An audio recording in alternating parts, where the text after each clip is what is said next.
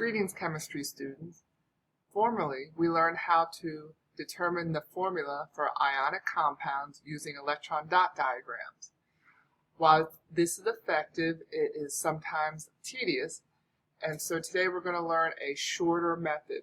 Some of you may have recognized a shortcut already when using the electron dot diagrams. So let's first remember that ionic bonds are formed when metals and nonmetals combine. The metals tend to lose their electrons and form cations. The nonmetals tend to gain electrons and form anions, and these oppositely charged ions are attracted and they make the crystal lattices. Our goal is to find the lowest ratio of cations to anions in this crystal. So the basis for this is ionic compounds are neutral. The overall charge is 0.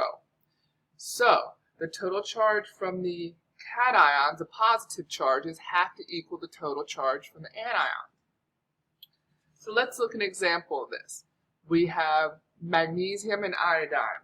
First thing we will need to do is find the oxidation numbers, and that is from the periodic table. That is a periodic trend.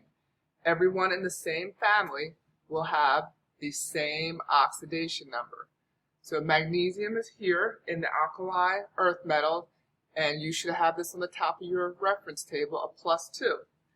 Iodine is over here in the halogen. It has a -1 charge. So first thing to do is you write the oxidation numbers, what kind of charge they would tend to form at the top of each element. Then we're going to do what's called the swap. You take this number from the cation, bring it down to the anion subscript, and the oxidation number from the anion, you take it down to the cation subscript.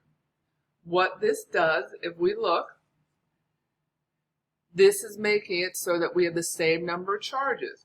2 times 1 will have 2 positive charges. -1 times 2 will have 2 negative charges. The positive charges and the negative charges will equal. So we will know how many of each. We need 1 magnesium for every 2 iodines to make a neutral ionic compound. So that's the swap. The next step is the drop. Since we have a neutral compound, we will no longer need to indicate the oxidation number for the ions. And if we only have one of the particular element, we can assume the one's not needed.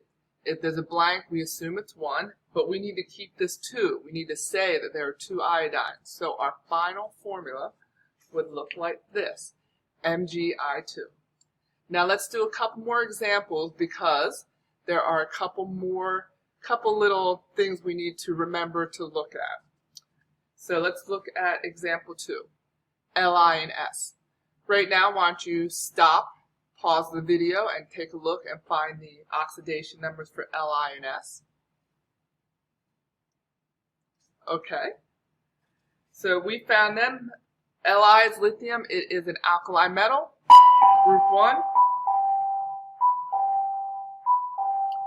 That never stops. And sulfur is a -2. It's in the oxygen family. So we found the oxidation numbers from the groups. That's where they come from. Then we swap. We bring the 1 down. We bring the 2 down. And then we drop. Li2S. Now here's one thing we have to check. Before we go on saying this is the final, we have to actually make sure this is the lowest ratio. And I'm looking, there's 2 lithiums and 1 sulfur. There's no integer that will go into both of these. We cannot reduce this any further. I'll show you an example, one that we will need to reduce. And I'm going to give you a hint. Whenever there's only 1 of something, there's nothing that will go into both of them that we can reduce any further. So let's give it a try. So I have calcium and oxygen. First step is to find the oxidation numbers from the periodic table. We're Getting pretty good at that.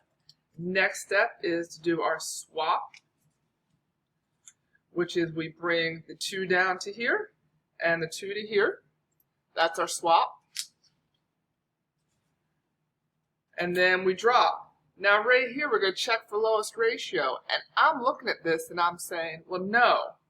There's a number that will go into both of them, a whole number that will go into both of our subscripts. And it is 2. 2 will go into 2 once.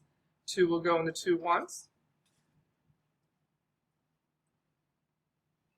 And our final formula will be CaO, calcium oxide. Let's look at another lowest ratio. We have lead and oxygen, Pb and O. I'm going to have to give you the oxidation number for lead. Lead is right here, and we didn't do the oxidation numbers for the carbon family. And down here, tin and lead are kind of like these transition metals. They have variable ones, so whenever we use those, we will give it to you. This is just a really good example. Very common lead oxide.